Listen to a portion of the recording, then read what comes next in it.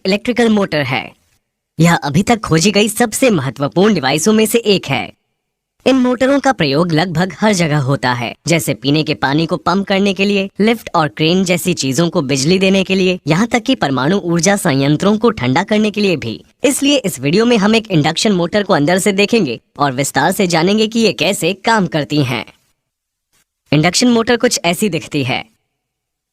ये electrical energy को mechanical energy में बदलती हैं, जिनका प्रयोग पंप, पंखे, कंप्रेशर, गियर और पुली आदि को चलाने में होता है। लगभग सभी पुर्जे मेन हाउसिंग के अंदर होते हैं। सामने की ओर हमें एक शाफ्ट दिखाई देता है। यह पुर्जा घूमता है और हम पंप, गियर और पुली को इससे जोड़कर अपना काम पूरा कर सकते हैं। पीछे की ओर हम एक पंखा और एक प्रोटेक्टिव कवर देख सकते हैं। पंखा शाफ्ट से जुड़ा है और जब भी मोटर चलती है तो यह घूमने लगता है। इंडक्शन मोटर जब चलती है तो बहुत गर्मी पैदा हो सकती है, इसलिए पंखा केसिंग पर ताजी हवा फेंकता है और उसे ठंडा करता है। अगर इंडक्शन मोटर बहुत ज्यादा गर्म हो जाए तो अंदरूनी इलेक्ट्रिकल कॉइल की इंसुलेशन पिघल जाएगी, जिससे शॉर्ट सर्किट हो जाएगा और मोटर खुद ही जल जाएगी। बाहरी घेरे पर बने खांचे सतह के क्षेत्र को बढ़ा देते हैं और इसके कारण वहां से अतिरिक्त गर्मी बाहर निकलने में मदद मिलती है। शाफ्ट को कुछ बेयरिंग से सपोर्ट मिलता है, जो आगे और पीछे की शील्ड के अंदर लगी होती हैं। बियरिंग की मदद से शाफ्ट बिना कठिनाई के घूम सकता है और अपनी जगह बने रह सकता है। हाउसिंग के अंदर हमें एक स्टेटर मिलेगा। स्टेटर स्थित रहता है और घूमता नहीं है। इसमें कई सारे कॉपर वायर लगे होते हैं, जो आंतरिक परिधि में बने स्लॉट्स के बीच कॉइल की तरह लिपटे रहते हैं।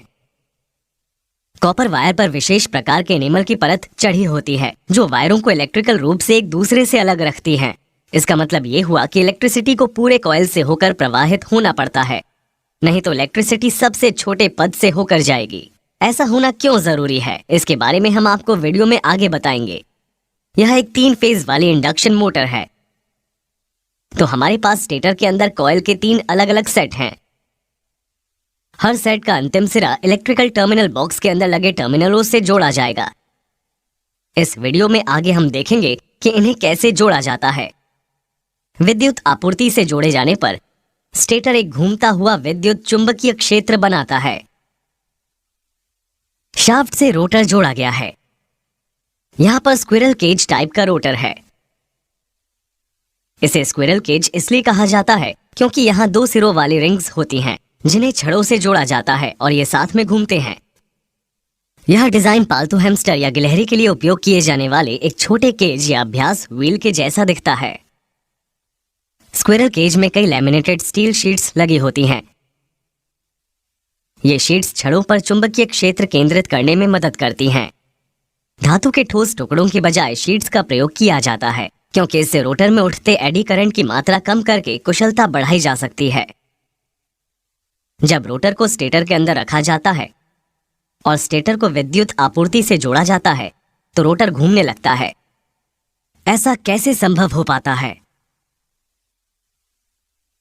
जब इलेक्ट्रिसिटी एक वायर से होकर गुजरती है तो वायर के चारों ओर एक विद्युत चुंबकीय क्षेत्र बनता है। हम इसे वायर के चारों ओर कुछ कंपास रखकर देख सकते हैं। कंपास चुंबकीय क्षेत्र की दिशा के अनुरूप घूमने लगते हैं।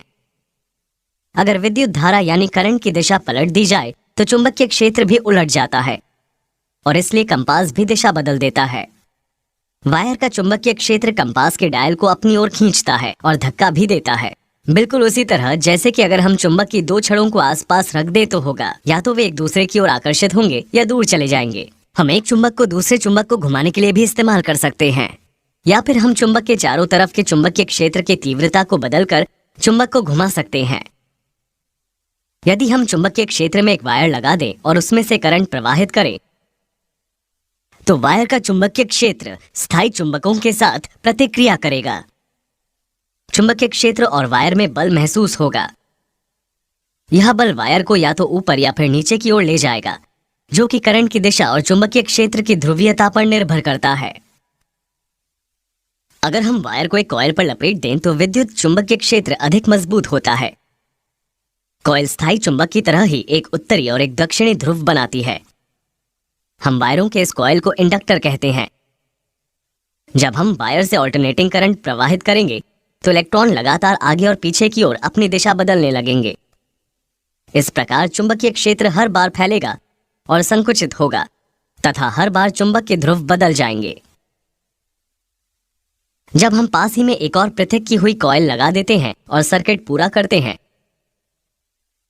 विद्युत चुंबकीय क्षेत्र दूसरी कॉइल में भी करंट भेजता है। हम दो कॉइलों को साथ जोड़ सकते हैं और अधिक बड़ा चुंबकीय क्षेत्र बनाने के लिए एक दूसरे के सामने रख सकते हैं। अगर हम इस बड़े चुंबकीय क्षेत्र के अंदर वायर का बंद छल्ला लगा दें तो हम इस छल्ले में करंट प्रवाहित कर देंगे। जैसा कि हम जानते हैं, जब हम किसी वायर में करंट प्रवाहित करते हैं तो वह चुंबकीय क्षेत्र बनाता है, और हम यह भी जानते हैं कि चुंबकीय क्षेत्र एक दूसरे को खींचते हैं और दूर भी ढकेलते हैं। तो वायर का छल्ला भी चुंबकीय क्षेत्र बनाएगा और यह बड़े चुंबकीय क्षेत्र पर प्रतिक्रिया भी करेगा। कॉइल के हर तरफ विपरीत बल का अनुभव होगा, जिसके कारण यह घूमने लगेगा। इस तरह समझें तो छल्ला हमारा रोटर है और कॉइलें स्टेटर हैं। हालांकि रोटर केवल तभी तक घूमेगा जब तक कि वह स्टेटर कॉइल के अनुरूप स्थिति में नहीं आ जाता। उसके बाद वह अटक जाएगा, क्योंकि कॉइल में प्रवाहित करंट की दिशा बदल जाएगी। इस स्थिति से बचने के लिए हमें स्टेटर में कॉइलों का एक और सेट लगाना होगा और हमें इसे दूसरे फेज से जोड़ना होगा। इस फेज में इलेक्ट्रॉनों का प्रवाह थोड़े अलग समय पर होता है, ताकि विद्युत चुंबकीय क्षेत्र की तीव्रता और ध्रुव अलग समय पर बदले। यह रोटर को घूमने के लिए मजबूर कर देगा। इंडक्शन मोटर के अंदर हमारे पास 3 पृथक कॉइल होते हैं, जिनका प्रयोग घूमने वाले चुंबकीय क्षेत्र को बनाने में किया जाता है। जब हम हर कॉइल में ऑल्टरनेटिंग करंट प्रवाहित करेंगे तो कॉइल विद्युत चुंबकीय क्षेत्र बनाएगा। इलेक्ट्रॉन्स की दिशा बदलने से तीव्रता और ध्रुव दोनों बदल जाएंगे। लेकिन अगर हम हर कॉइल को अलग अलग फेज से जोड़ दें, फिर इलेक्ट्रॉन हर कॉइल में अलग समय में दिशा बदलेंगे। इसका मतलब है कि चुंबकीय क्षेत्र के ध्रुवों और तीव्रता में बदलाव भी अलग समय पर होगा। इस चुंबकीय क्षेत्र के प्रसार के लिए हमें कॉइल के हर सेट को पिछले फेज से 120 डिग्री पर घुमाना होगा और फिर इन्हें स्टेटर से जोड़ना होगा। कॉइलों के बीच चुंबकीय क्षेत्र की तीव्रता और ध्रुव भिन्न होते हैं, जिनके संयोजन से घूमते हुए चुंबकीय क्षेत्र का प्रभाव उत्पन्न किया जा सकता है। हमने इस वीडियो में पहले देखा कि पास ही लगे दूसरे कॉइल में करंट भेजा जा सकता है। स्क्विरल केज में छड़े के हर सिरे शॉर्टेड हैं। इस तरह ये कई छल्ले या कॉइलें बनाती हैं। हर छड़ एक करंट बनाती है और चुंबकीय क्षेत्र बनाती है। रोटर छड़ों का चुंबकीय क्षेत्र स्टेटर के चुंबकीय क्षेत्र पर प्रतिक्रिया करता है। रोटर छड़ों का चुंबकीय क्षेत्र स्टेटर के चुंबकीय क्षेत्र की ओर आकर्षित होता है, क्योंकि चुंबकीय क्षेत्र घूम रहा है। इसलिए रोटर भी चुंबकीय क्षेत्र की सीध में आने की कोशिश करते हुए उसी दिशा में घूमता है, लेकिन वह पूरी तरह सीध में कभी नहीं आ पाता। रोटर की छड़ें अक्सर तिरछी होती हैं। इससे सभी छड़ों में चुंबकीय क्षेत्र के वितरण में सहायता मिलती है तथा यह मोटर को सीध में आने और जाम होने से रोकता है। स्टेटर के अंदर सभी कॉइलें और छल्ले होते हैं। जब इलेक्ट्रिसिटी वायर से होकर प्रवाहित होती है तो इन कॉइलों और छल्लों के कारण घूमता हुआ विद्युत चुंबकीय क्षेत्र बनता है।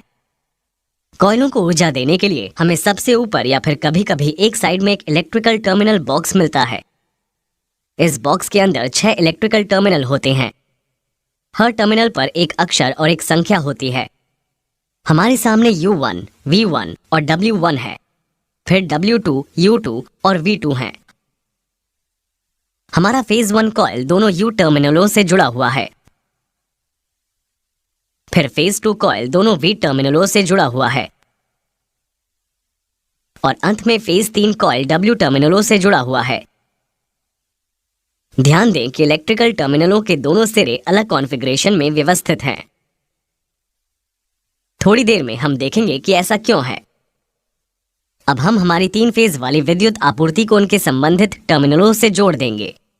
मोटर चलाने के लिए हमें सर्किट पूरा करना होगा और ऐसा करने के 2 तरीके हैं। पहला तरीका है डेल्टा कॉन्फ़िगरेशन। अब हम इन फेजों में एसी करंट प्रवाहित करेंगे। हम देखते हैं कि जब हर फेज में अलग समय पर एसी पावर की दिशा बदलती है, तब इलेक्ट्रिसिटी एक फेज से दूसरे फेज में बहती है। इसलिए हम टर्मिनल बॉक्स में टर्मिनलों को अलग अलग व्यवस्था में लगाते हैं, ताकि हम इलेक्ट्रॉन्स के हर बार दिशा बदलने पर आसानी से फेजों के बीच आसानी से इलेक्ट्रिसिटी के प्रवाह को बनाए रख सकें। टर्मिनलों को जोड़ने का दूसरा तरीका स्टार या वाई कॉन्फ़िगरेशन का प्रयोग करना है। इस तरीके में हम W2, U2 और V2 को केवल एक तरफ जोड़ते हैं। यह हमें स्टार या वाई के समतुल्य कनेक्शन देता है। अब जब फेजों से होकर इलेक्ट्रिसिटी का प्रवाह होता है, हम देखते हैं इलेक्ट्रॉन फेजों के टर्मिनलों के बीच साझा किए जाते हैं। डिजाइन में अंतर होने के कारण स्टार और डेल्टा कॉन्फ़िगरेशन में प्रवाहित होने वाले करंट की मात्रा अलग अलग होती है, और हम इस वीडियो के अंत में इससे जुड़ी गणना करने के बारे में जानेंगे। आइए स्टार और डेल्टा कॉन्फ़िगरेशन के बीच अंतर को समझते हैं।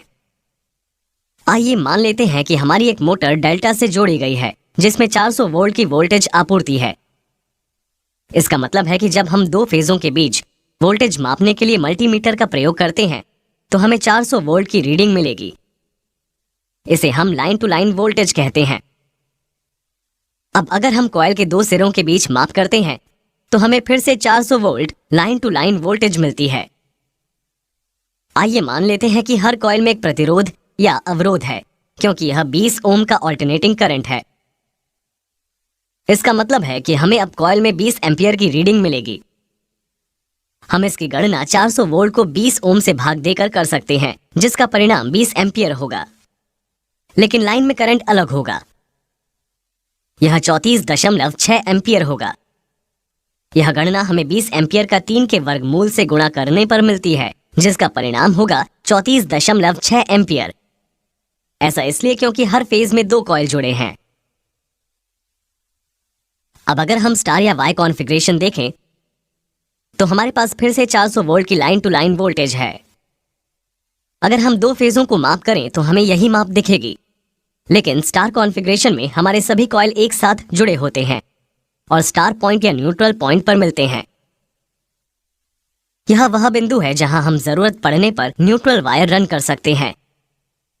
इसलिए इस बार जब हम कॉइल के सिरों पर वोल्टेज की माप करते हैं, तो हमें 230 वोल्ट से कम मान मिलता है। ऐसा इसलिए क्योंकि डेल्टा कॉन्फ़िगरेशन की तरह यहां फेज दोनों कॉइलों से सीधे जुड़ा हुआ नहीं है। कॉइल का एक सिरा फेज से जुड़ा है, जबकि दूसरा सिरा साझे बिंदु यानी शेयर्ड पॉइंट से जुड़ा है। इसलिए वोल्टेज भी साझा की जा रही है। वोल्टेज कम है क्योंकि एक फेज हमेशा विपरीत चल रहा है। हम इसकी गणना 400 वोल्ट को 3 के वर्गमूल से विभाजित कर सकते हैं, जिसका परिणाम 230 वोल्ट होगा। चूंकि वोल्टेज कम है तो करंट भी कम होगा।